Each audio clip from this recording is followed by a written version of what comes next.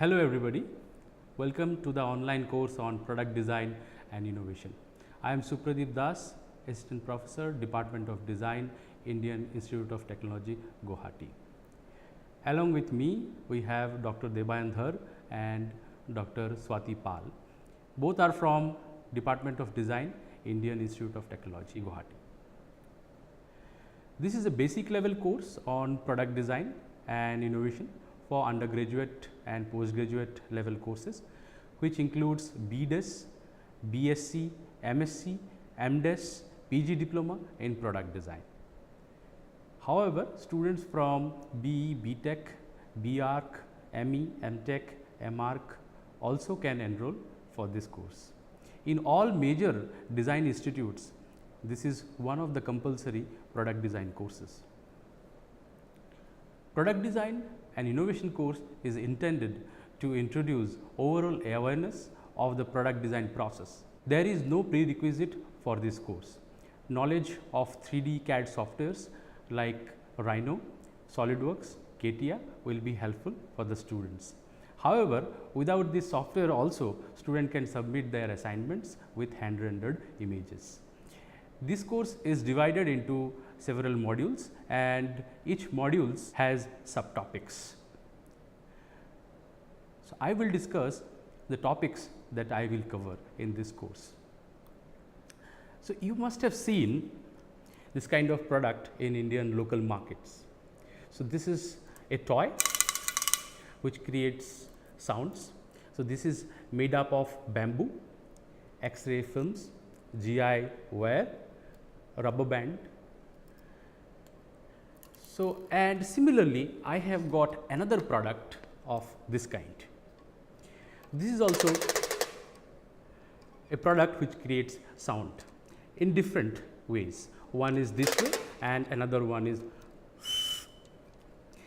So, what is the difference? So, if I see the current trends, most of the people will prefer this toy over this toy. Very few people will prefer this toy just to foster local handicrafts. Why is it so?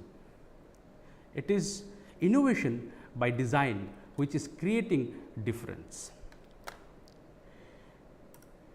This particular product lacks innovation by design and this particular product stands out because of innovation by design. So, I will be discussing the need for innovation, characteristics of innovation, innovation by design process, factors to be considered for innovation by design and different tools and techniques with case studies and examples. One of the recent trends in innovation is prototype driven innovation.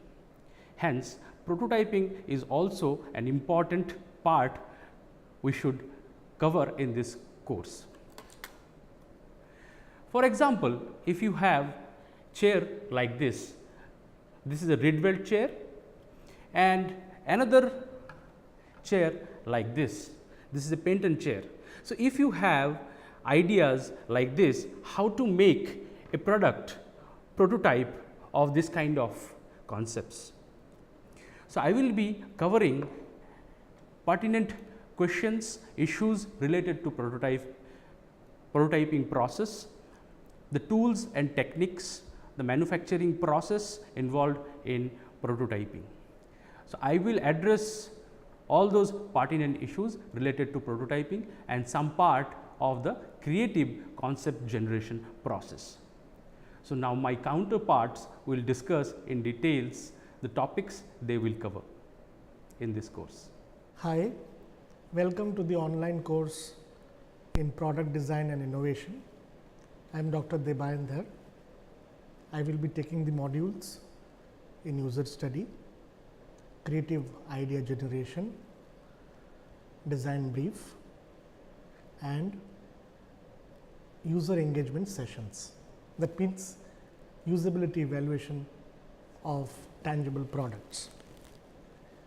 Have you ever imagined the extent to which number of products are released in the markets in a daily basis.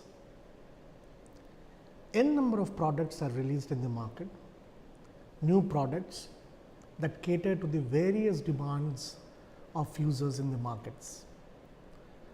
But do all the products that have been designed or are released in the market fulfill the demands or the requirements of the end users? This is primarily the topic on which I would like to draw all of your attention. As designers, our role and responsibility is to understand our users as closely as possible. We intend to understand and empathize with them. We intend to closely observe their requirements, their frustrations, their motivations, so that we can cater to their requirements in a most effective and efficient way. I would like to give an example here. Take this product. This is a very well designed product. When I say well designed, I mean aesthetically designed product. It looks very nice. But for a new novice user, novice means a person who has never used this product earlier, for him, when he buys this product, the question that comes in his mind is, how do I use it? This is a room freshener. So, do I use it by pulling the cap from this side, or is there some other way of using it? Now, this is one of the examples that I have highlighted. This is where designers need to concentrate. How do my users understand the design and how they intend to use it? I would be covering all these topics in user study. Specifically, I will be talking on observational techniques, techniques through which you guys can understand requirements of your end users. Thereafter, I would be discussing topics in market study, how to conduct a market study, how to analyze products. Based on the findings of your user study and market study, I would be discussing ways to formulate a design brief. Now, design brief is one of the most important and plays the most pivotal role in the entire design process of product design and innovation, because it formulates the aims and objectives for the designers. We would be discussing that during the course. Later, we would also be discussing on the creative idea generation process, tools and techniques on how interesting and innovative ideas can be generated. I am sure this part of the session would be a very important session for all of you, because each one of us intends to come up with some ideas, new ideas through which we can cater to the requirements of end user.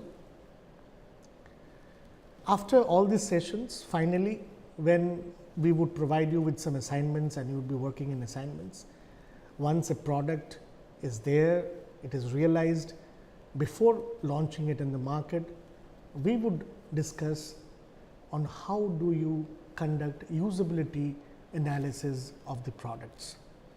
This is one of the very, very important steps before you finally release the product in the market. Now, why is it important? Because you want to make sure that the product that you have conceived for your end users is flawless.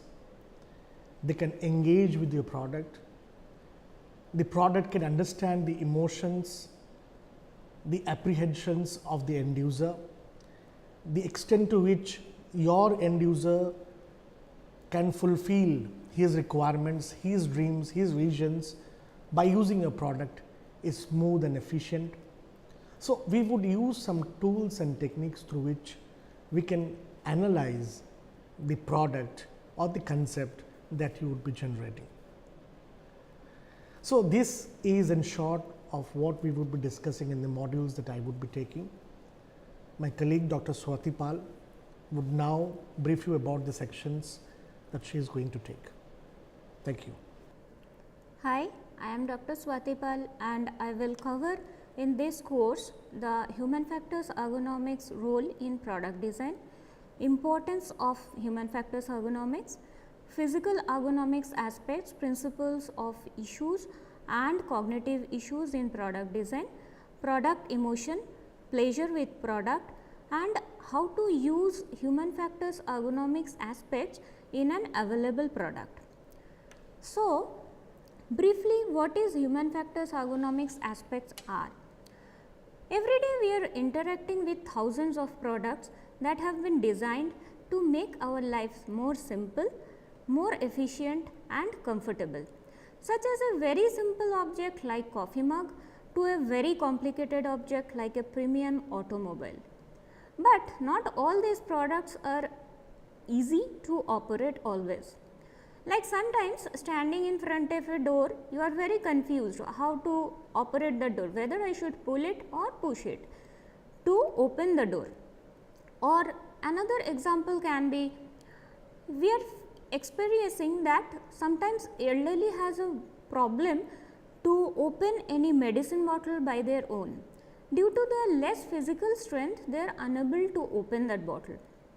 Or we can take another example like sometimes if you have bought a new microwave, so you are struggling how to operate that microwave to make a soft and tasty cake.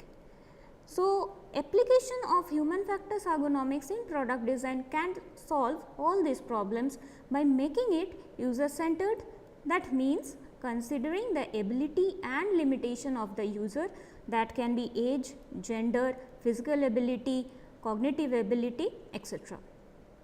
So, by definition, human factors ergonomics is concerned with the interaction between the people and the product or system what they use. Its purpose is to improve the performance of a system by improving the interaction. So, let us take an example of human factors ergonomics in user product. So, we can take a paper knife which all of we have seen.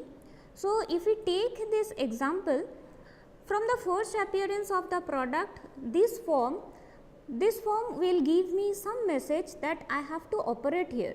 I have to press this part and then to open this knife, I have to press it and then push it upward. So, if we consider what are the aspects of human factors ergonomics in this product, is first the physical aspect. So, you need certain sort of strength to open it, to push this thing. Next is this form which is giving certain message to you what you have to do with this section. Another point is the first appearance, the smoothness. Once you see this product, you can understand from this texture, once you hold it, it will give you a smooth feeling. So, these are the main three aspects of physical, cognitive and emotional aspects, that is the pleasure to hold the product in this product user product interaction. So, in this course mainly we will discuss all these three aspects and how it influences the overall user experience in the user product interaction to use this, and also to make any available product to make it more user centered, taking care of the characteristic of the user. So, let us begin the course and welcome to the course. We will see you in the main course. Thank you.